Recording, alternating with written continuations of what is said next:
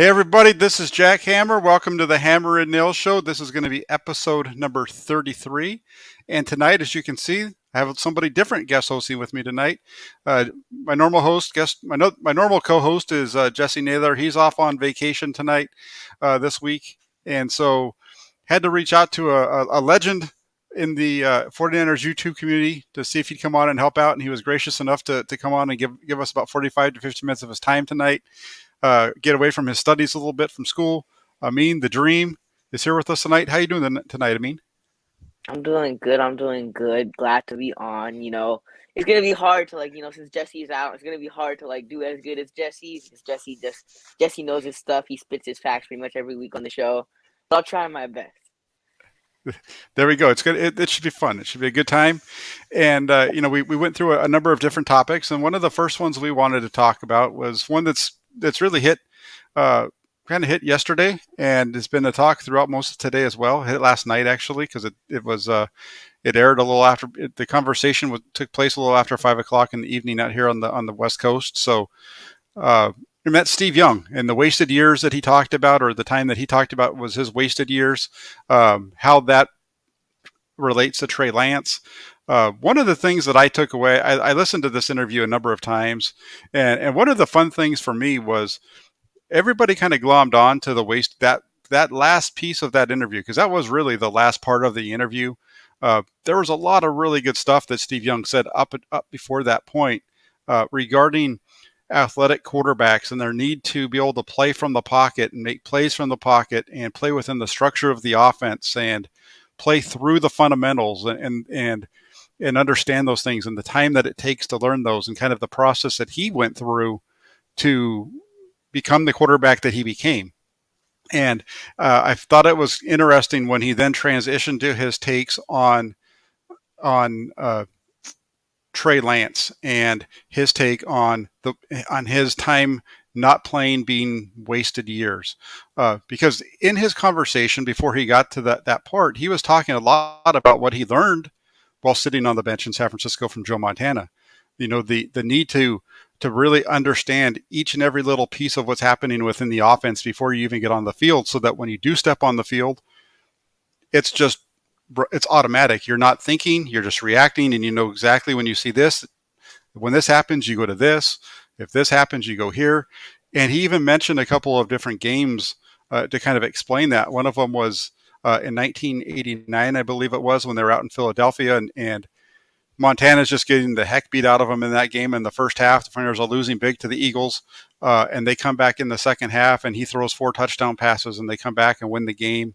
And we know what happens at the end of that season.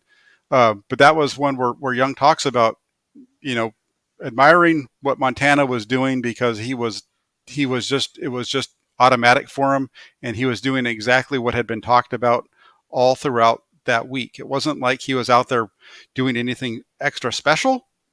It was, this is what's been taught all week long, and you're out there and you're making the plays that you need to make based on what you've been taught. And to then talk about the wasted years, I think it was just kind of an interesting segue at the end when they started asking him about Lance not playing. And one of the things that I think is important to understand is that Young's wasted years in San Francisco started when he was 26 years old.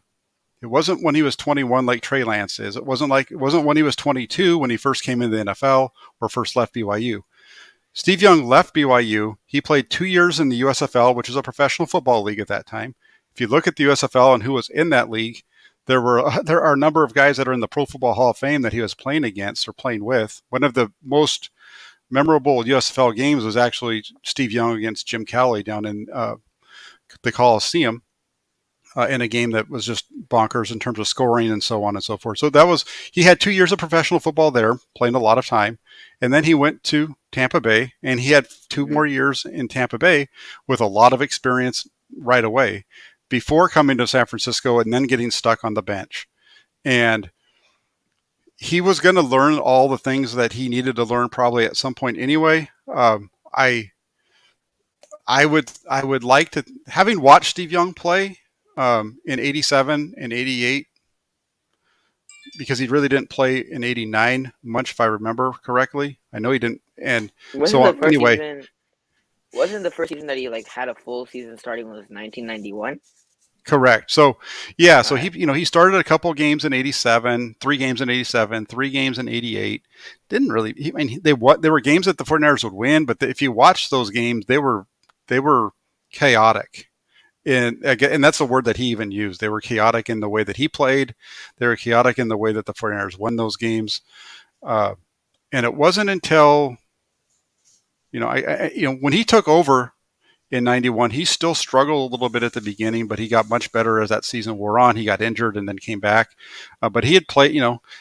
Being in his situation when he came to San Francisco, maybe Walsh should have just thrown him out there. But obviously Walsh isn't going to do that because he's got Joe Montana out there.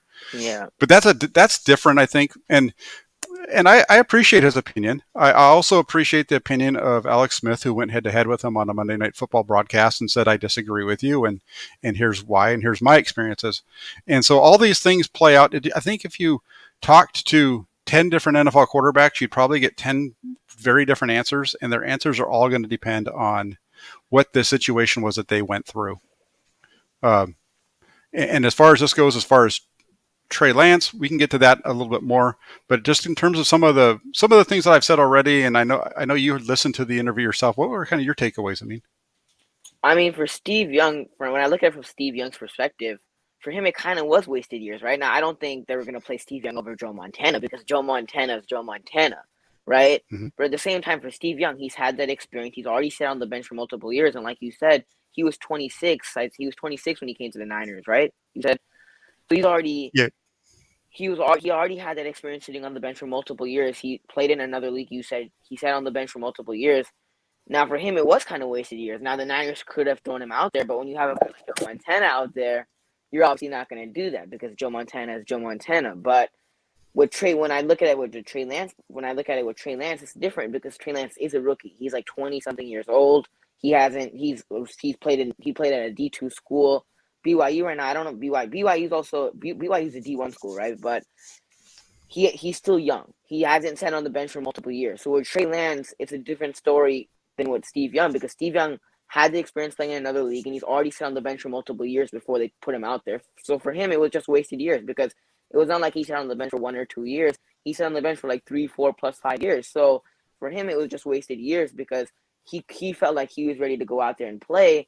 But since you have a guy like Joe Montana in front of you who's a starting quarterback, they're not going to play over Joe Montana because Joe Montana is a proven guy who's had a lot of success in the NFL. So obviously they weren't going to play you over Joe Montana. But when I look at it with Trey Lance is obviously, like I said, he's a rookie. He played at a D2 school. Last year's season was postponed due to COVID. So with the whole Trey Lance situation, Trey Lance for this year, it's him learning and sitting behind Jimmy Garoppolo. Now Jimmy Garoppolo is obviously no Joe Montana, but one thing that Steve Young Mm-hmm. said in the interview was, he said that I felt like Trey Lance should have at least gotten some playing time, and they were packages that Kyle Shanahan said. There was packages, and I felt like Trey should have been involved some sort in the offense. And I agree with that. He also said, I don't know if Trey should be the starter, and I don't even think Trey should be the starter. Like, I don't know if Trey, if he was starting at the beginning of the season, yeah.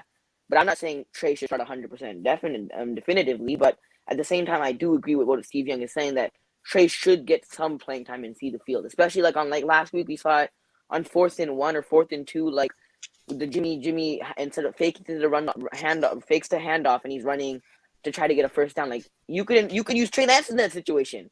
Why using Jimmy Garoppolo in that situation, right? Like so, like stuff like that. I'm like, yes, involve Trey Lance, get him at least some sort of game reps. But I definitely agree with what Steve Young said about his wasted years because he sat on the bench for multiple years and he felt like he was ready to play. Like I said, like I don't think they're going to play him over Joe Montana, but with the Trey Lance situation, it's completely different because of the things that I mentioned. But I definitely do agree with Steve Young that Trey Lance should be involved in some sort in the offense. He said, I don't know if he should be starting, but he definitely should be involved in the offense. And Kyle Shanahan even came out and said, Kyle Shanahan was like, Trey knows the playbook. All he needs to do is go and play. So Mm-hmm. I'm not saying that he should be the starter, but at least get him some sort of reps in game. Like I said, like on that 4th and 2, use Trey Lance in that situation. So those are just some of like some of my takeaways from that interview that Steve Young had. Yeah, and I like what you're saying. You're kind of. I understand the folks that want to see him play like what Steve Young's saying. Maybe get him in the game. That is what Young said at one point. Is he stopped the interviewer and said, "Hey, why? Tell me why he isn't getting in the game."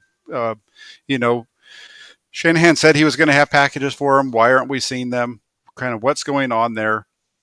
It's interesting, and you might not have heard this, but I just finished listening to another interview that he did with NBC Sports Bay Area, and in that one he said, what he said was Lance not getting into the game like Kyle said he would is telling me that maybe he's not where they expected him to be in order to get Mm-hmm. those reps. And so who knows? We don't see it, right? Because we don't get, I don't get to see it if I was at football at the practices anymore. None of the reporters get to see it because we're all taken off the practice field after individual. So we don't see what's happening in individual period is with the quarterbacks, at least at the 49ers. It's basically them just throwing to each other or throwing to a ball boy who's lined up in different positions, and they have a couple of different guys in spots, and they throw somewhat routes like what they're going to be expecting to see in the game, but it's not with guys running the route, so we don't get to see that. So we don't know how player A or player B are performing, other than, hey, it looks like he's maybe taking some reps over here, that kind of stuff. So Mm-hmm. we haven't been able to see that since the end of training camp. So when I talk about my feelings as to why Lance isn't playing, when I do say my own specific, that's just based off of that time period, right? So up and at the start of the season, this is what I saw, and I've seen that this happen a lot on Twitter this week. So, um, there's been a few folks that have come out and made some really good points about his ability in the red zone, coming off of the bench in particular. I think that there might be a case for that. I'm kind of indifferent on that a little bit. It's not something that I would argue for. It's not something I'm going to argue against. My only argument against it is it worked out. They want him to come in against Seattle, and we're going to get into the Seattle game in a minute. But there were some folks saying, it would have been nice to have seen Lance in the red zone at the end of the game. And complete hindsight type of a thing, because it didn't work out. If they had scored, that conversation doesn't start. But and my comment on Twitter was, for everybody that's calling for Lance to get in that situation, what happened? What do you have to say about what happened in Arizona? Because if you remember, in Arizona, they had 5 plays from the red zone, and he doesn't score. And I made that comment knowing that he scored touchdowns, through the touchdown pass in Detroit, and he scored the touchdown against Green Bay. But Seattle has the best red zone defense in the league. Not the best. Mm-hmm. They have the 4th best. They're tied for 4th best, which is the best the 49ers have faced all year. So would he have scored from there? I don't know. Nobody knows, and Mm-hmm. it would have been fun to see. If he didn't score, then what are they going to say if he didn't score? What's put yourself on it real quick. I mean, if you watch that game and they put Trey Lance in the fourth, say they put Trey Lance in for 4th down, the 49ers don't score. What's your takeaway from that? What would you have said if all of a sudden Trey Lance is on the field and they don't score? I mean, Just take a try my here. I'm dad. putting you on the spot. I So apologize. no, so it's all good. But like on third and goal, 14th goal, my dad was like, "Why don't they bring in Trey Lance?" And I'm like, "Nah, if Trey Lance came in like third quarter, maybe because Jimmy was struggling, I'm fine with that. But putting him in that crucial situation at the end of the game, where the game is on the line, you're putting Trey Lance in that sort of situation, that kind of pressure." I was like, "No, you have Jimmy Garoppolo. Let him do what he's doing because he's played the majority of the game.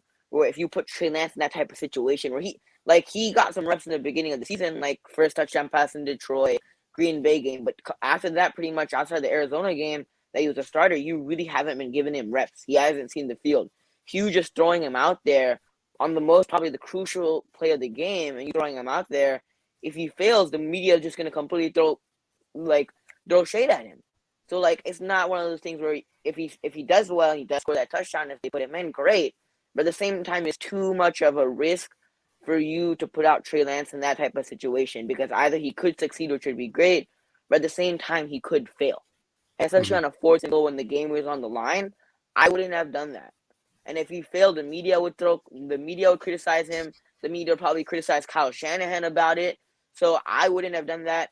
I stand by Kyle's decision on that 4th and goal. Now, could Trey Lance possibly have scored that touchdown? Yes, but at the same time, it's a 50-50 because either he could have or he just couldn't have. And then the media would just throw flack at Kyle and they would throw shade at Trey Lance. So Yeah, no, if we hadn't had this discussion at all. You and I don't interact a whole lot on Twitter, so I didn't know what your take was on it. And your take is very similar to mine on this, and very similar to I think what Kyle Shanahan said after the game. I think he was asked about that. So, no, that's really good stuff, and I appreciate your take on that. And kind of transitioning a little bit from this. So we've been talking about this topic. Unless you have anything else you want to say on Trey Lance, we can kind of transition over to Nope. the Seattle game. We can transition to Seattle game. Okay, so it's perfect. We kind of hit that one. And when you look at the Seattle game, the one thing that I continued to hear, or what I kind of got on Twitter about with certain folks was blaming the game primarily on Jimmy Garoppolo. And I don't know your feelings on it. If you're one of the guys who thinks it's Jimmy takes prime responsibility, or if it's the team, or if you're looking at it as at everything that kind of took place in that game, and go from there. What was your takeaway, your overall takeaway from the loss in that up against Seattle? I mean, here's some of my blame for that loss in Seattle. Now, obviously, some blame goes to Kyle Shanahan because some of his play calls just weren't great. Now, not all of his play calls. I heard people criticizing the play call. I mean, there was some plays that were questionable decisions, like that Jimmy 4th and 2 or 4th and 1, whatever it was. But that's like one questionable play call. But I put it on the whole offense and also the special teams. Those are my two blames for that loss because the special teams was horrible. The Vikings game, it wasn't great. The Vikings kick returner or whatever, punt returner returned the kick for a touchdown. And this week, on a fake punt, they scored a touchdown. The special teams just hasn't been good, especially for the last 2 weeks. I feel like it was bad already in the Vikings game, and it got worse in the Seattle game. But my biggest fault for the loss is on the offense because I feel like the offense just isn't performing to the level that they should be. You look at the first game in Seattle, week 4, whatever it was, the Niners defense was balling out. The Niners defense was dominating. Seattle only had like 7 points. See, the Niners defense forced 5 3-and-outs in a row, and the Niners offense could only score 7 points off of it. You look at this game, the Niners defense. I'm not saying the Niners defense was great, but they got you the turnover. They forced 2 fumbles. The defense was getting more pressure, more consistent pressure than they were previously in the season. So the defense wasn't playing bad. Now the defense, did they make some mistakes? Yeah, they definitely did. But did they play well enough for you guys to win? They did, and especially on that 3rd-and-goal at the end of the game, they forced you. I think he forced that fumble. The offense had a chance to capitalize, and the offense just couldn't capitalize. And one of my biggest takeaways from this game was that you take away Deebo from the equation, Elijah Mitchell got neutralized. Elijah Mitchell in the run game just wasn't effective. So, like, if Elijah Mitchell in the run game was effective, I think the game would have gone differently. But the run game was just completely stopped. It was just pretty much non-existent in that game. Elijah Yeah. Mitchell had like 22 carries and like 3 yards. So you neutralize Elijah Mitchell. Deebo Samuel isn't playing. Now the pressure goes on whose shoulders? It's goes on Jimmy Garoppolo's shoulders. And can Jimmy Garoppolo elevate his game and play better and overcome those injuries and overcome the run game not working and overcome Deebo Samuel not playing? And he couldn't. So I'm not going to put all the blame on Jimmy Garoppolo. I feel like it goes collectively on the offense and the run game and a little bit of not the run game. I mean the special teams and a little bit of Kyle Shanahan for some of his play calls. But at the same time, in that situation, what separates the good quarterbacks and the average quarterbacks from elite and the like a top 10 quarterbacks, if they can Mm-hmm. elevate their games when their situation around them isn't the greatest and guys are banged up, your run game isn't that work, and your run game isn't effective. That's what separates guys that who are just good and who's elite. And Jimmy Garoppolo's not elite. We've known that for a long time. So Jimmy Garoppolo's interception didn't help. That Bobby Wagner interception, I was losing my mind. I'm like, who are you throwing to? Like, Yeah. there was not even a receiver close. I don't understand what type. You legit gave it to Bobby Wagner. You gave Bobby Wagner an early Christmas present. And the second interception, I don't know if that was a miscue for between Sherfield and Jimmy Garoppolo. Either I feel like Sherfield just ran the wrong route, or Jimmy Garoppolo just didn't know what route Sherfield was running on that play, so he kind of might have messed up and threw to Quandre Diggs because he thought Sherfield was running a fly. So I don't know if that was Sherfield ran the wrong route or Jimmy Garoppolo just didn't know what route Sherfield was running. We'll never know, but Jimmy Garoppolo's safety and those 2 interceptions definitely didn't help us in that game. And in that game, I was like, why not put in Trey Lance in that game? Not on the 4th and goal situation, not on the 3rd-and-goal situation, Mm-hmm. because that's a crucial time in the game, and Trey Lance isn't warmed up. He's not ready to go. So in the previous, and when Jimmy Garoppolo threw that first and second interception, he got the safety. Right after that safety, I'm like, please put in Trey Lance because Jimmy Garoppolo is just not working. Jimmy Garoppolo is constantly screwing up. The offense isn't really that great. The run game is getting neutralized. Deebo Samuel isn't playing. The offense isn't getting the ball downfield. Why not put in Trey Lance and see how well that works? But they didn't.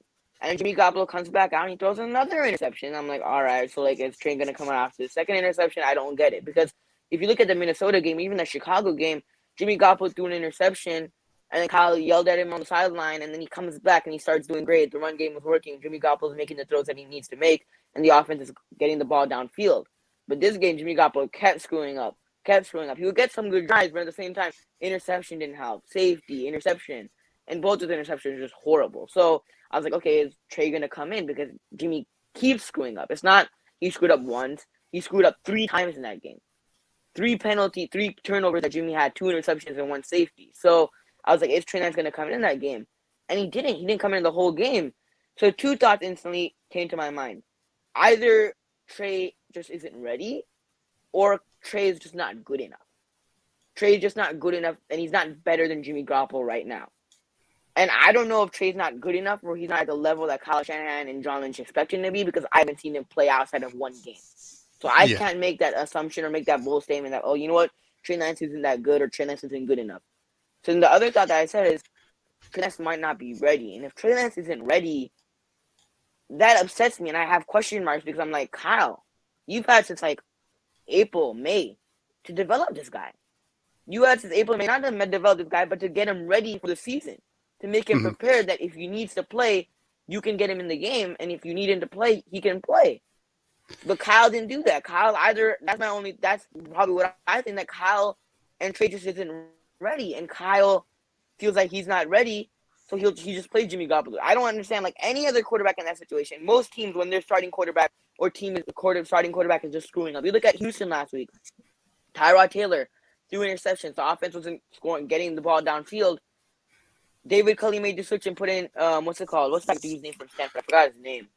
Davis Mills. Yeah. Davis Mills, right? You look at with the Niners situation, Jimmy Garoppolo kept screwing up, and then they didn't put in Trey Lance. So instantly, what came to my mind is Trey Lance just probably isn't ready, and that's on Kyle. That's not on you, Trey. That's on Kyle because Kyle had since like April, May to make you ready for the season. Training camp, he had from training camp all the practice, he had chances to make you ready, and he didn't. You look at like Justin Fields in the Bears situation. Matt Nagy and Justin Fields, his first start was against the Browns. Horrible. Justin Fields, they didn't have a great game plan for Justin Fields, and Justin Fields just wasn't ready that game. Matt Nagy didn't make him ready. Matt Nagy did not have a game plan around Justin Fields for him to succeed during that game. And that's on Matt Nagy. That's not on Justin Fields. That's on Matt Nagy because Matt Nagy didn't have Justin Fields ready. And same thing with Kyle Shanahan and John. I feel like I can't make the assumption that Trey Lance isn't ready. I mean, I can't make the assumption that Trey Lance isn't good enough or is not at the level that Kyle Shanahan and John Lynch expect him to be. But what I can make an assumption of, or what I think more is like, what is more likely is that he's just not ready, and that's not on Trey, that's on Kyle. Okay. You hit on a bunch of different things. Kind of going back to it, when you look at that game, let me since you covered a lot of ground, but I'm going to talk about a couple of those, and then I'm going to get into my pieces. The one thing, and this comes up a lot, and you see is the Jimmy Garoppolo thing, and why didn't he go to Trey Lance? Okay, he didn't go to Trey Lance because Garoppolo wasn't playing all that bad. He had a couple, and I understand, and I'm with you. The interception in the first quarter, right? It was first quarter. Yeah, I think so. Was a terrible play. The interception in the second half was a terrible play. In between there, he played really good in the first half. The 49ers scored 23 points in the first half. There should have been 24. They missed a field goal. But the 49ers offense moved the ball really well in the first half, with the exception of his terrible interception that he had. But they got lucky. They missed a field goal. And then after that, the offense went up and down the field on him. He had the touchdown early to Kittle before the interception, and so on and so forth. But the offense was moving, and I don't think you're going to see Kyle Shanahan take out his quarterback just because he throws 2 interceptions. If the offense was like remember how bad Seattle was when Seattle was in San Francisco or in Santa Clara earlier this year, where it was just three out, three and out, three and out. If that was Jimmy Garoppolo and it was the offense wasn't moving the ball because Garoppolo wasn't getting the ball out of his hands or he was throwing interceptions and things like that, like he did last year against Miami, then you're going to take him out of the game because that's you're not doing anything on offense. You're completely stagnant. You've got to kind of find some way to fix it. He's not going to do that. That's just not the way. That's not the way good head coaches deal with it. That's the way Mike Singletary would handle it, but that's not the way that a good head coach handles it. And so that kind of discussion, him Trey Lance replacing him full time in a game, we haven't seen Garoppolo play bad enough for that. We've seen Garoppolo play bad enough or the offense be in situations where like I would like to see Trey Lance here and there, but I haven't seen the offense, and I don't think Kyle Shanahan has seen the offense be to the point where it's like I'm just going to take him off the field because I can't handle it because I think he is causing us to not move the ball. So that's kind of getting away from the topic as far as the game. Dissecting the loss, which I forgot to change the banner at the bottom, but it's yes, I agree with you wholeheartedly, and I said as much. Jimmy Garoppolo deserves blame for the loss. He deserves some culpability in that loss. When I look at that game, the difference in the ball game happened in the first quarter. It happened less than 3 minutes into the game. It was the touchdown by Seattle on the fake punt. And the reason that I go there is because that fake punt was the difference in the game. It was 3 points. It was 7 points. The 49ers offense turned the ball over 3 times. Seattle's offense turned the ball over 3 times. Both offenses scored 7 points off of those turnovers. Even with the safety, you're still at 23-23, really 24-23, because if the kicker doesn't miss his field goal, right? So the 49ers still win the game if you don't have that. And I understand you can say, well, the 49ers, win the game if Garoppolo doesn't throw this interception. Okay. Well, the 49ers also lose the game if DJ Jones doesn't force the fumble and Garoppolo hits the touchdown to play after, right? So that's why. So when I listed out, and I put this out earlier in the week, they lost the game because of the 73-yard fake punt for the touchdown. There was, terrible 40, the Garoppolo interception in the first half, Garoppolo interception in the second half. So those 2 bad interceptions. The 49ers defense was awful in the 2-minute drill at the end of the half. Part of that goes to the fact that the 49ers also gave up 46 more yards and penalties against them than Seattle did. So when you look at the offensive, the production from both teams, the 49ers defense really helped Seattle out with 3 personal foul penalties. 2 that were big on that drive right there at the 2-minute drill, and then the one late in the game in the fourth quarter. Because when the 49ers scored the touchdown to go up 23-14, I'm pretty sure that anybody watching this stream that's watched the 49ers throughout the Kyle Shanahan era said to themselves, that's perfect for the 49ers because they're getting the ball in the second half. They're going to go in 9. They're going to get the ball coming out after the half, and that's going to give them a chance to get up 12 to 16 points, right? I mean, did you not think that? I mean, since I've watched the Kyle Shanahan era, I knew they were getting the ball in the second half. I'm like, okay, this is what's going to happen. The Niners are not going to score in the second half. Seahawks are going to score, and the Niners are going to maybe score a field goal and then not score after the drive. Okay. After that, and Seattle's going to make a comeback. Yeah, but that's I know that was the thought process that I saw. I thought, and I saw some folks, some other tweets around that, and that was the plan. And that's kind of the way that they were going. And then the defense gives up. That was a huge play in the game right there. That was the huge drive in the game because it took all the 49ers had all of the momentum, and it shifted all of the momentum in that game over to Seattle going in at the half. Because now instead of going down 9, you're going in down 2. And then they come out in the second half, opening kickoff. Again, special teams with the Benjamin fumble. The defense does a nice job. They get lucky when the tight end for Seattle drops a ball that hits him in the chest and then it bounces off his foot for an interception. That was a great play, lucky play for the 49ers. Yeah. Then that leads into the Garoppolo interception. The fumble at the beginning of the second half on the opening kickoff caused the kind of like the chain of events for the sack, because instead of having the ball at around the 15, 20-yard line, when they get the ball back, although the defense makes a nice stop, they get the ball back on their own 2 instead of out at the 20. That's a big difference. Now they're backed up, and then that leads to Tom Compton getting blown up for the first time in the game on that sack.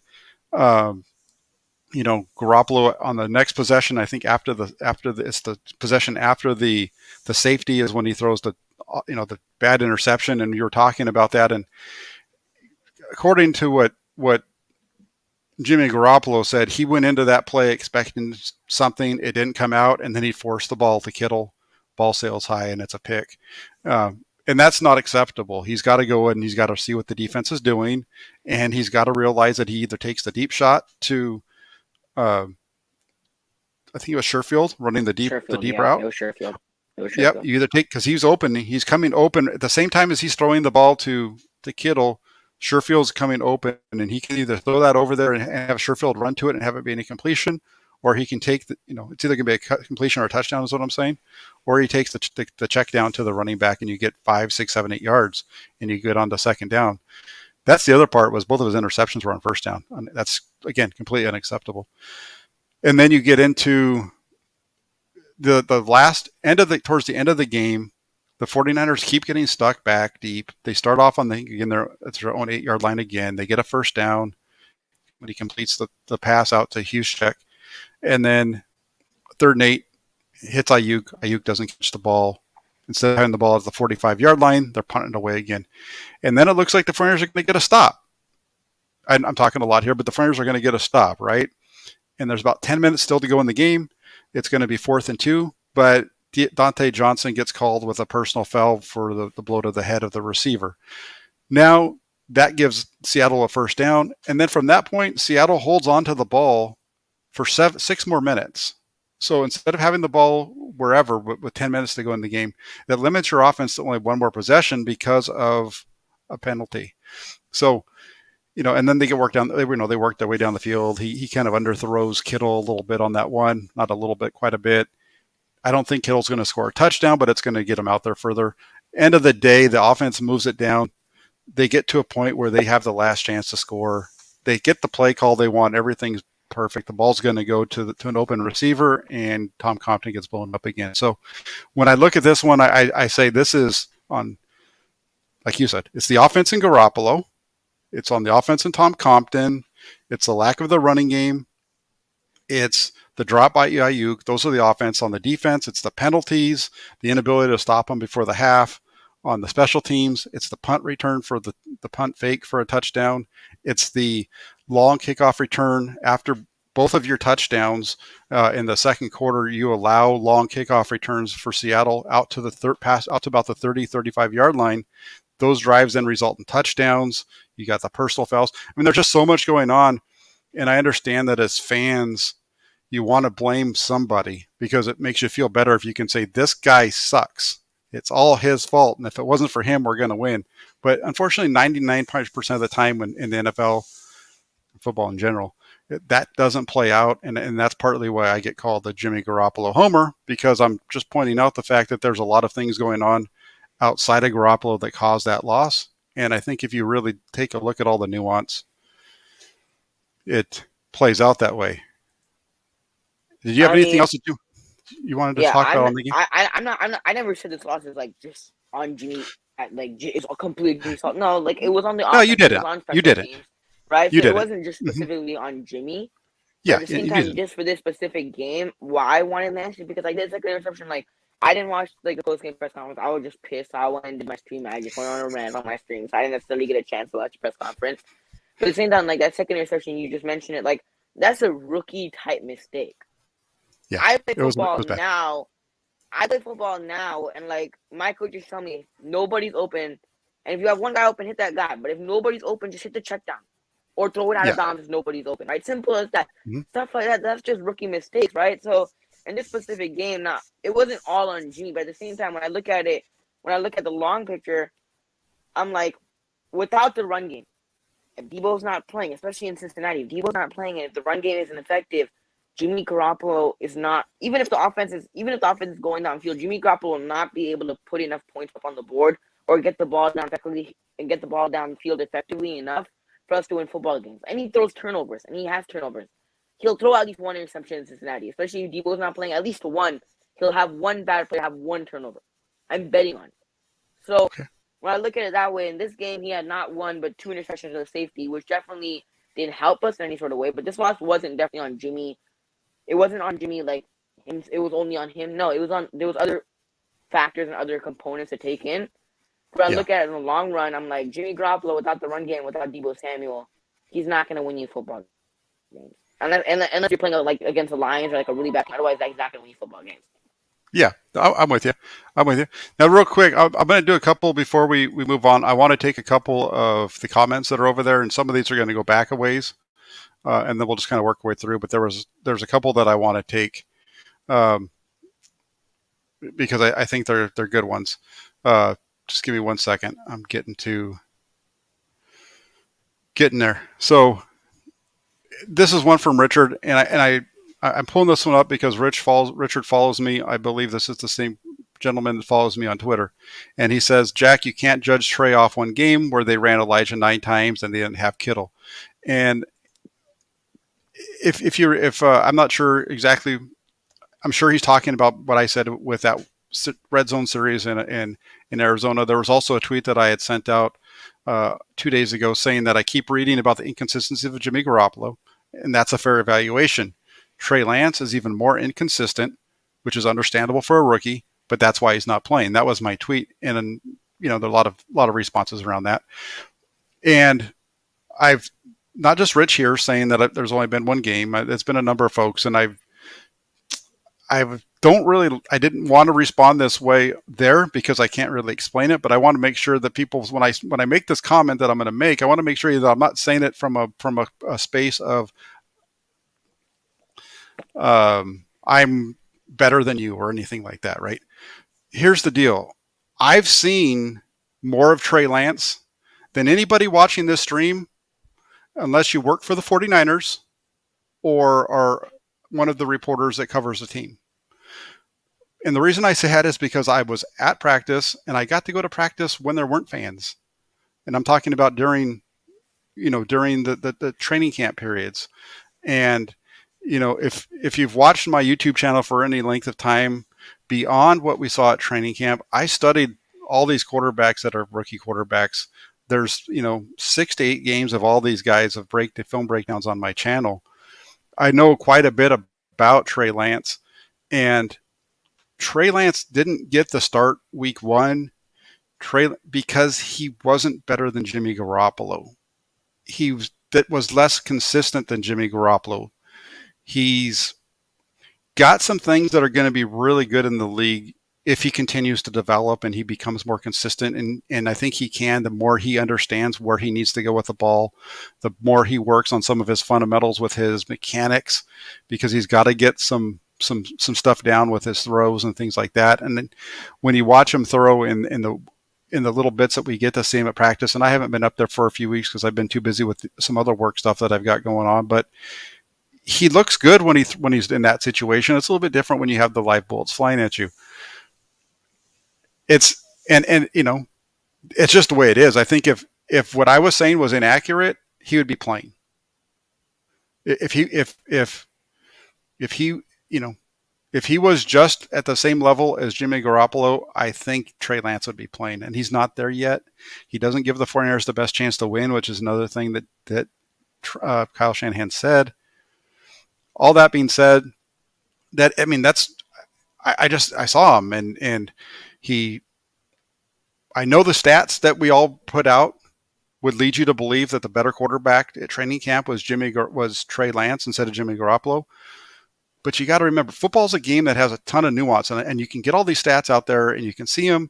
And just think about how many times people are arguing about PFF grades and this and that, and that stat doesn't count because you pulled the stats to fit your narrative, right? And when you watched, or at least when I watched Jimmy Garoppolo and Trey Lance in training camp, there were times when early on Trey Lance was looked like he was going to be something, like not something, but he is going to be something. But he was making well plays repeatedly early on in camp. But what you started to realize as camp wore on was he would make a well play every now and then, but he wasn't making the little plays in between those well plays. And when they would get into like the move the ball periods where they put the ball in the 30 and need to work their way down, Jimmy Garoppolo was just a much smoother, fluid player, which you kind of would expect from a rookie Yeah. and so on, right? But that's what Shanahan wants, and that's what Shanahan kind of needs in order to be able to build play after play after play. And that's where he needs Lance to get. And we're going to find this out, I'm pretty sure, next year. I don't see Jimmy Garoppolo coming back unless the 49ers get crazy and do some cap stuff. But that's just kind of that's so when I'm talking about where these guys are, it's not based off of one game. It's based off of all the film evaluation that I've seen of Lance and everything I've ever seen of Lance going back to his entire college career, because it was only 17 games. It wasn't that hard to watch all of them. And it's based off of watching him throughout training camp and the way that he kind of went up and down.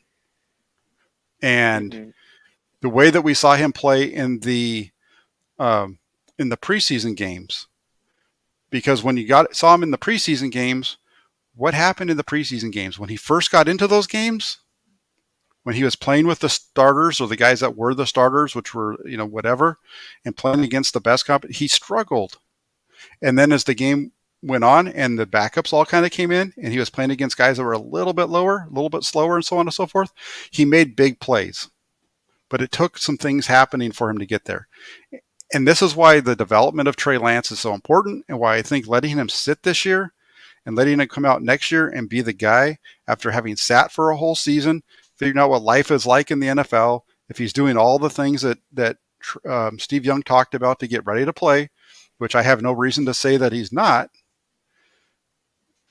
That's why I have um, the feelings that I do on the situation. We'll find out. And I don't even, even if he comes out in week 1 of next year and he blows out, you can't say that I'm wrong because we didn't know. But I'm just saying that's my Yeah. feeling now, and we're going to see what happens. And like, uh, oh, the wrong one. Felipe says, Jack, it's been 12 weeks. Do you think Trey's better now with the supposed work that he has done so far behind the scenes? I would hope that he's better now. Yeah. Same. But the thing is, the 49ers, they're not in this to just develop Trey and forget about the season. They're in this thing to get to the playoffs. They have dual tracks that they're on. They're on the track of developing Trey Lance, and they're on the track of trying to make the playoffs and do something that the team hasn't done a whole lot of in Yeah. the last 10 years, especially, right? In the last 10 years, they have 3 winning seasons under Harbaugh and one under Shanahan. The rest of them, they had 4 8-8 seasons with them. So this season, they're either going to have a winning record or a losing record because there's an odd number of games. So they're just trying to make the playoffs because what happens when you get there happens when you get there. So Yeah. I've talked quite a bit. I don't know if there was something that you wanted to jump in on. Yeah. So we can go on a long debate about who should be starting, who gives Niners the best chance to win. But to me, I just want, yeah, like, I just want Trey to be in for some couple of plays at least so he sees the field this year, some sort. Give him some, Yes. like, on plays that you call for, like Jimmy Garoppolo on 4th and 2 to actually use the ball and use his legs. Putting Trey Lance on that play, for instance, when you need to use Trey Lance, put him at least for situational plays. Put him in instead of using Jimmy Garoppolo like you did on Sunday in Seattle. For some specific plays, get Trey Lance some reps. Get him in the game for a few plays. Now that could be just him handing off the ball, whatever it might be. But people say, yeah, Trey Lance should be starting, but Kyle Shanahan and John Lynch just don't think that. So even as much as we think Trey Lance should be starting, Kyle Shanahan and John Lynch don't think that. And Trey Lance could play next year. He could light it up week 1 and have a Mahomes type season like Mahomes had. So we just don't know as of right now. But I just hope Trey Lance is getting developed properly because he's not playing, so obviously he's not in the field. I just hope he gets developed properly so that next year he comes down. He's better than we expect, a little bit better than we expect, and he's at least doing good enough for us to win games. Yeah, and that's the thing too. And I agree. I would like this every once in a while. It would be kind of fun to see Lance get into the game. I think the part of do I agree with Shanahan when he talks about, because Shanahan's explained this, or he's tried to explain it, right? It's throwing him out there changes up the dynamic, and Hmm. Shanahan is at least with Shanahan, maybe not so much. Shanahan's very much when he talks about his offense, it's all about flow, right? He talks about the Yep. flow and how one play leads into the next and this and that. And then when you go and you put Trey Lance in the game, unless he's been in the game already, you don't know exactly how they're going to react. He, but that's not necessarily a bad thing either. And he kind of mentioned that this week when he was asked the question about doing it more. So maybe we're going to see him this week, but it doesn't seem like Shanahan's comfortable with him throwing him in there for a play because he doesn't Yep. really know exactly what he's going to see, unless it's like an example where they're on the 1 yard line and it's just a simple quarterback sweep, right? That's Hmm. that's different. And to the even the and I know that I was guilty of this, right? When they ran the 4th and 1, everybody should thank Alex Mack for the illegal snap, because I think that was a real genius move for a veteran there to hear the bad play call and screw up the snap on purpose to kill the play.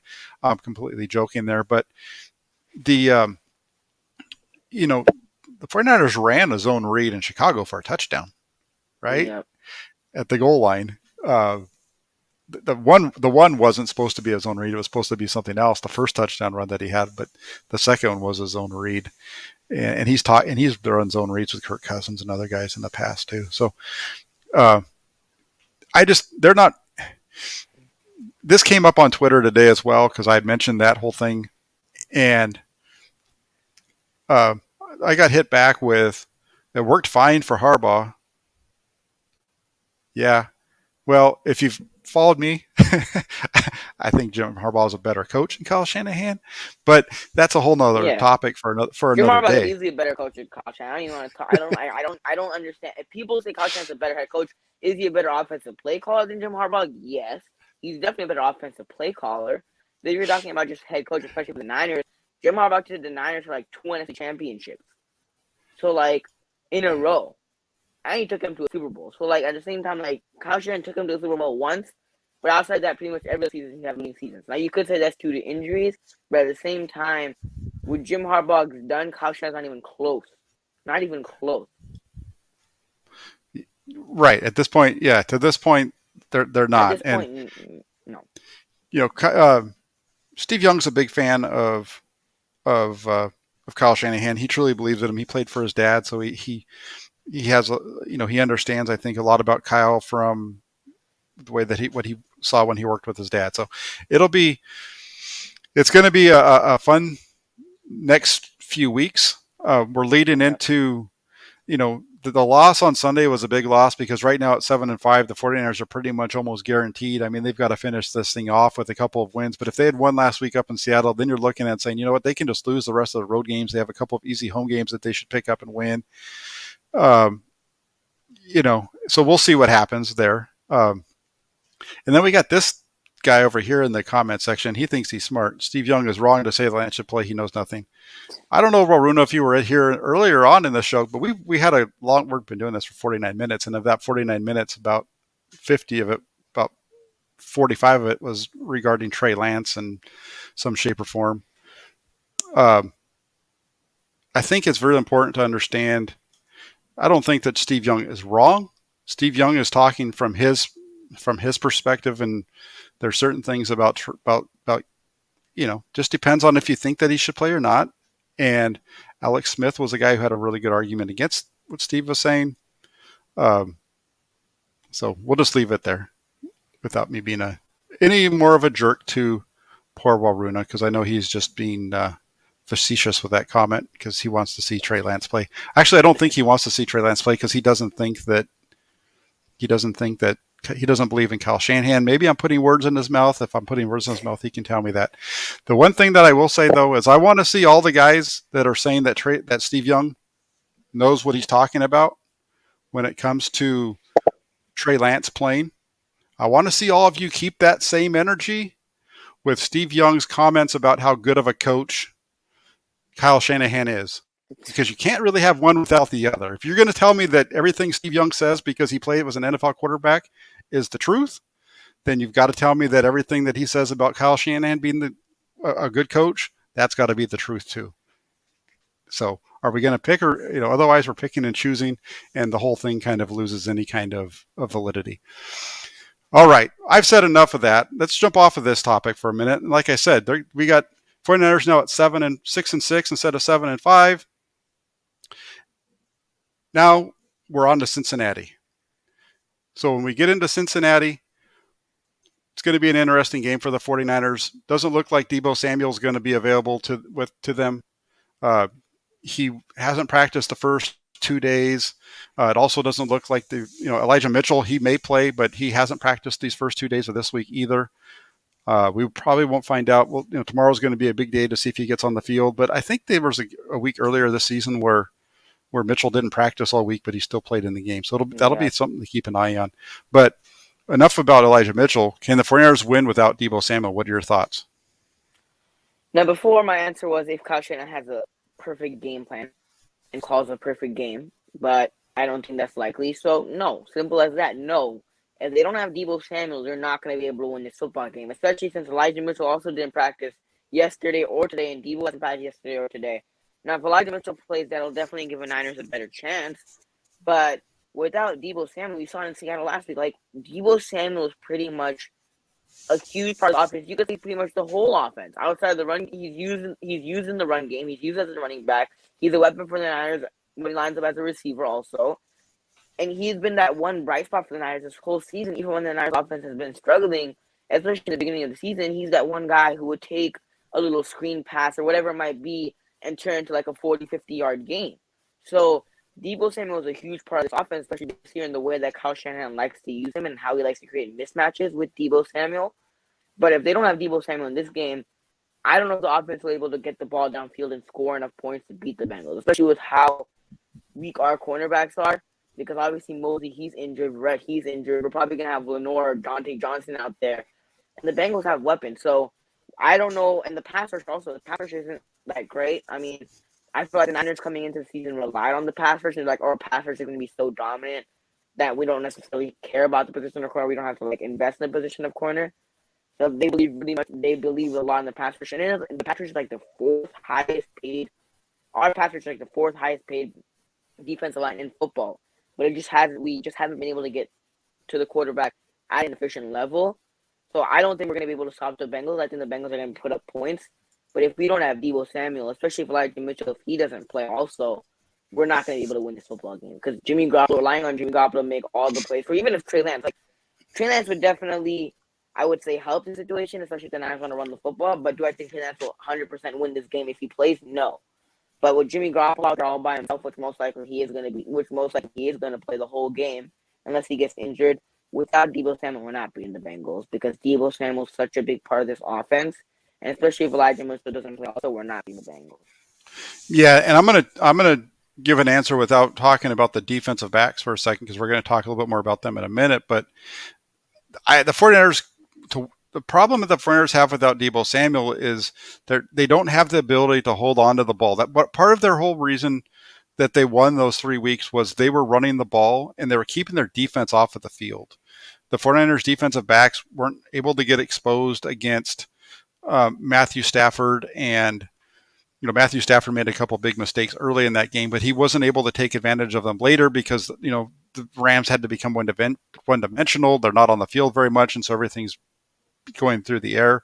Had a very similar situation with the Minnesota game where the 49ers are just owning time of possession. But so much of that is because of Deebo Samuel. I understand the turnovers and stuff help the 49ers, but Deebo Samuel's ability to get out there and pick up 8 yards almost any time he touched the ball works perfect for the 49ers offense because you have a guy like Elijah Mitchell who's a good runner, but he's not, and he can make a big run, But in order to Yeah, make the big run, everything has to be blocked up perfect for him. Whereas with Mostert and Deebo, it doesn't have to be all perfect because they have the vision and the yeah. speed to kind of work their way through and make plays down the field. And their ability to get you into second and short or third and short, what have you, where you can then give it to Mitchell for a couple of 4 to 5 yard runs, allowed them to really chew up the clock. And without Deebo Samuel on the field, they can't do that. And so, Hmm. the 49ers, can they win without Deebo Samuel? I said this going into the Seattle game. In order to win without Samuel, everybody else along the offense has to pick up their game. Jimmy Garoppolo has to be better. The offensive line has to be better because all of a sudden now Tom Compton and Daniel Brunskill, their deficiencies are going to show up because they don't have a running back behind them that can make up for it and make guys still pick up yards even if they don't make their blocks. Um, and they're those kind of situations, and we saw it play out. That I went into Seattle thinking the 49ers were going to score 23 points. That was my prediction. They came out what should have been 24, so I should have been off by one, but I hit it at 23. The 49ers offense can move the ball, but their defense is going to have to pick up the slack, and I just don't Yep. know if they have that to be able to. The offense, either that or everybody along the offense has to really step up, and I just don't see it necessarily happening, and I don't know if they're going to be able to do it this week because Yeah. going into Cincinnati, you have some really good receivers over there. You've got a young quarterback that's a little bit up and down, but he's doing decent here in his second year now. We're seeing a second year quarterback who's The who's whole having some Bengals, the whole Bengals team has been up and down this season. Like, obviously, the Bengals are a scary matchup, especially because of their receivers, and obviously because of our with our cornerbacks and that we're banged up at the cornerback position. But the Bengals, as much as people are like calling them contenders and stuff like that, the Bengals, I don't know, I'm kind of like 50-50 with them because the Bengals are a team like one week they'll like beat the Ravens at home, but like at the Ravens Stadium being away, but like have put up 40 on the Ravens, and the other week they'll lose to like the Jets, or even in the beginning of the season, right? Like in the beginning of the season, you look, they're winning games, they beat the Steelers, and the week after they go to Chicago and they lose to the Bears, and like Joe Burrow throws like 3 interceptions. So with the Bengals, I feel like they're up and down because some games they're like wow you, and you're like whoa, like when did I ever see this coming? And they'll beat teams that they're not expected to beat, but then other times to like lose games where like I thought the Bengals how that doesn't make sense. Like how can you beat the Ravens and lose like the Jets? Like yeah, yeah. And I'm with this question, as far as do they have a chance? I think they have a chance. The 49ers defense, the second half on Sunday, they played better than they did in the first half. I know they gave a touchdown, but they were better. And they're better because they had Dante Johnson there instead of a Diameter Lenore. These rookies have been really, other than the first couple of weeks when Lenore played decent, maybe not even, I wouldn't know how good we even say he really played in that second game because he did get beat a couple of times down the field deep in Philadelphia. He got lucky on the one where the guy yeah, ran out of bounds, but it should have been a touchdown. Uh, you know, those guys, Diameter Lenore and Ambry Thomas, have been, I think they've been very disappointing considering the 49ers needed that position. And so, you have Josh Norman and Dante Johnson. It's a better secondary than the 49ers put out against Miami last year. I'd say yeah, that. But as far as, is it a defense that's that they might be able to get by for a game, maybe two. But if this is something that's going to be a long term situation, I think it's going to be bad for the 49ers, and it could really be their downfall for the season. And they're going to need that those guys. I would believe that Dante Johnson is going to be one of the corners starting on Sunday. They're going to need Dante Johnson and Josh Norman to play good and play better, maybe a little bit above what they've played all season long in order for them to win. yeah. And then real quick, and we'll take some more comments after this, but because there's a lot of people that want to talk about Trey Lance still, which is understandable. And I don't have a problem. I'll sit here and talk Trey Lance with you and my thoughts on him for a little bit longer too. But prediction, what's your prediction for Sunday? My prediction for Sunday, man, it depends obviously on Deebo and Elijah Mitchell's availability for this game, but as much as I would love to see the Niners get a W, because I feel like this is like one of those games that the Niners have to win, especially because they dropped the game to Seattle, which they were favored in. I think the Niners lose this one. I think it's gonna be a lot closer than people expect, but I think Niners lose 26-20. I feel like the Niners offense, they will be able to put up points, but that Bengals offense has just been pretty darn good this season. And with our cornerbacks and the injuries that we have at corner, it's not gonna go well. So Yeah, I'm going to say I think the 49ers are going to score. Uh, I think the 49ers are going to score 27 points. So my prediction tonight is that I'm going to say the 49ers are going to score 27 points. So it's going to be on the defense to hold Cincinnati under 27. If the 49ers defense can hold Cincinnati under 27, the 49ers win. That sound like a good one for a prediction? Yeah. That I mean, sound I like would a love to fair see the one? Niners. I would love to see the Niners get a W. So Yeah, no, I get you. Let's jump over to a couple of the questions, and this was one that came about after we'd gotten off the Trey Lance thing, but I think people are still thinking about the comments there. But Emiliano says, I I just don't understand how Lance was significantly more inconsistent than Jimmy in training camp when Jimmy was throwing so many interceptions to linebackers, defenders, so on, no matter the nuance. But I mean, that's part of the nuance, and let me explain is when the team is running just oh, it looks like we might have lost. We either lost Amin or um, he got kicked off by his parents. I don't know. We'll find out. Hopefully, Amin, you're out there and you come back. But uh, there he is. He's here. The deal there. You all right there? yeah, I don't even know what happened. I was like, wait, my screen went black. What's going on? Yeah, and this is how I would explain it. In football practices, and you might have played football, Emiliano, is you get the ball in practice and you put the ball on the 20-yard line and you just start running through plays and you're working on kind of getting things and there's times when you're doing that where you're working on something really specific. And so you might even be trying to make a play that you're not going to want to try to make that play in a game, but you want to see if it's going to work. And in training camp, 3 weeks before the season starts, that's the time to say, I'm going to try to hit this throw in the first window. I'm not going to wait till the second window's open. I want to try to get this out quick and see if I can make this play work. That's you know one part of practice, but then you get into practice, you run through that segment, and then you get into the part where it's the move the ball periods. And I sorry, but I keep bringing this up, but that's when you start to play. You try to play more normal, regular football, meaning you want to start making the plays that you're going to want to make in a game. Meaning, 1st and 10, the guy downfield isn't open, so I'm going to hit my check down. We get 8 yards. We're going to keep the sticks moving and those kind of things. And that's where I understand when you look at the stats from camp, they look really bad under Garoppolo, but most of Garoppolo's bigger mistakes were in that section of camp when they're kind of just sitting in one spot, not really trying to move the ball around, and they're just running play after play after play in a 1st and 10 situation or a 2nd and 8 situation or something like that.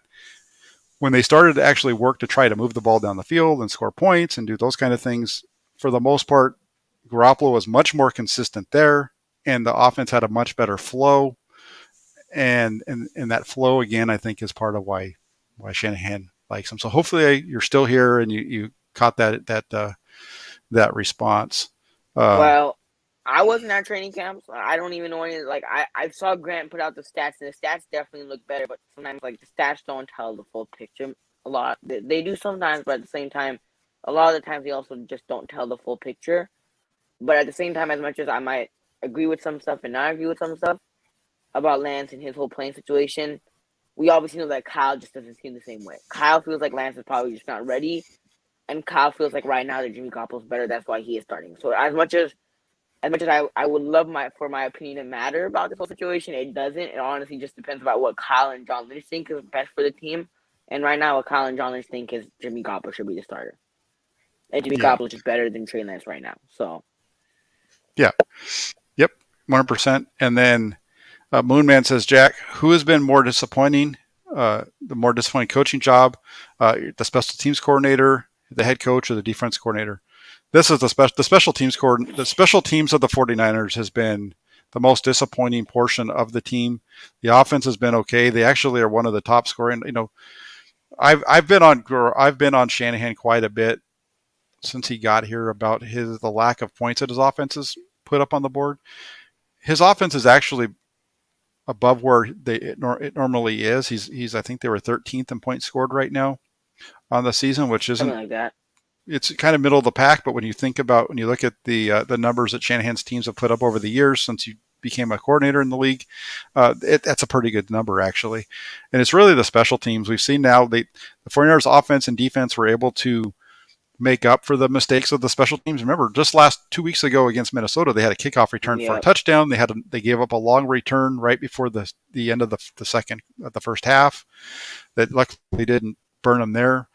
So special teams has been a consistent problem for the 49ers all along, and it's something that's got to be fixed. And if you're asking me who the most disappointing of the coordinators has been, it's been the special Yeah. teams coordinator. It's easy to special teams. It's simple. It's easy to special teams. As much as the head coach and Kyle Shanahan, obviously, we want the offense to be a little bit better. I mean, what Kyle Shanahan's been doing with Jimmy Garoppolo with the injuries that we've had, I feel like he's been doing all right. And defensive coordinator, I'll give props to D'Amico Ryans. D'Amico Ryans has definitely been better than I expected because there was a lot of question marks coming into the season. Because obviously we know Robert Saleh and how well the defense was coached under Robert Saleh. So there was some question marks, but I feel like he's been pretty solid, especially for his first year. Now, does he make mistakes at times? Yes, but at the same time, out of all three coaches, who's been the worst this year? It's been special teams. Special teams has been worse. I don't know, Richard Hightower. I mean, I want like completely trash Richard Hightower, because one thing that I did like is that he was accountable. He was like, it was on me. That's what the special team wasn't doing good on certain specific plays. It was on me. So I will give him props for that, and I will, not throw that much trash on him. But and I do appreciate that he said that he put the blame on himself, because Kyle doesn't do that. Kyle will be like, oh, on this play, Deebo or this guy didn't run the right route, or da. He won't put it on himself and hold himself accountable. Where I appreciate that Richard Hightower held himself accountable. But at the same time, out of all three coaches, the special teams has been the worst. It's as simple as that. The special teams has been the worst. It's pretty much this whole season. It's not been great, but the last 2 weeks has been horrible. That Minnesota kick return, that game, if luckily Kirk Cousins at the end of the game, Robbie Golding missed that field goal, but let's see, eliminate that touchdown that special teams gave up. If Minnesota, they would have to go maybe like 80 yards to score a touchdown, and the defense was playing pretty good in the second half. So it would have been a way easier, and we wouldn't have been like stressed out in the last second of the game if that touchdown probably wasn't there and the defense was able to make the stop. Because since the special teams couldn't, he returned the kick and the special teams couldn't stop it. It was close at the end where it's like, oh, can Minnesota make a comeback? Can Minnesota score a touchdown? And they were almost there, but they just couldn't finish it off. Obviously because Robbie Gold's missed field goal. And then this week, the punt return, big punt, like the special teams out of all three of these coaches, the special teams have just been the worst. And Richard Hightower, out of all these guys, it's just been the worst this season. It's as simple as that. It's not like a hard question. Yeah, I agree. I don't think it is either. And then looking over, another one here was from a lot of the truth, I think is what that is. It says they ask, is Fred coming back this Sunday? That's the expectation. He practiced in full now. So today he was a full go in practice. So they're expecting to have Fred Warner back. So that would definitely be a help for the defense, I think. Yep, Fred will be back. Be a help for the defense. Yep. Let's see. What else do we got? I'm just going to try to get through here real quick. I don't really see a whole lot else. But yeah, I think we did a pretty good job. We talked through a lot of different topics, and I think we're kind of on the same page with some stuff. We're not, and even if we're not, we're not that far apart on a lot of our thoughts here. Definitely not as far apart as we are on who's better between Joe Montana and Tom Brady. That was a discussion that I don't want any part of, because that was probably the worst conversation that I've ever had, because that was you were mean to me that night, man. But yeah. Why don't I like Trey Lance? I don't. It's not a matter of I like Trey Lance or not. I think Trey Lance is going to be fine. Trey Lance is going to have opportunities to be a good 49er down the road. He's just not the best option that the 49ers have right now. And he'll get some reps, and we'll see how he plays when he gets those. But other than that, I mean, I want to say thank you for you jumping on and doing this with me tonight. And Jesse's not able to come in, and so instead of him and I arguing with each other, it's you and me doing that tonight. And it was a lot of fun to have you on. I know we're going to try to get something together to get over to your channel next week. We've been doing that a lot, so trying to get that set up. So that's definitely something I think we're going to shoot for next week. Did you have any shows that are coming up on your channel that you want to promote? Well, I do Sunday post games. So go check out my channel, just to mean the dream. No 13. I know my thing says 13, but that's just my Twitter handle, @mean the dream 13. So if you want to go hit me with a follow on Twitter. and then the YouTube is just a Mean the Dream type of Mean the Dream on YouTube. I don't have anything planned specifically, but I definitely am doing a Sunday post game show after the game to get my thoughts and reaction on the game. Okay. Yeah, perfect. So, everybody make sure that you're following Mean over on his channel there on YouTube here. As far as my channel, I just want to say thanks for myself and as well as for Amin for joining on tonight and watching this episode. If you could please hit the like button, comment, subscribe if you're not already subscribed, that'd be fantastic. Just want to again say thank you to everybody that's out there. Have a great night, and I will be back with more content tomorrow and throughout the weekend leading up to the game and after the game. So thanks a lot, everybody. Have a great night. Appreciate for having me on, Jack. Yeah, you're welcome. Thanks for coming. No problem.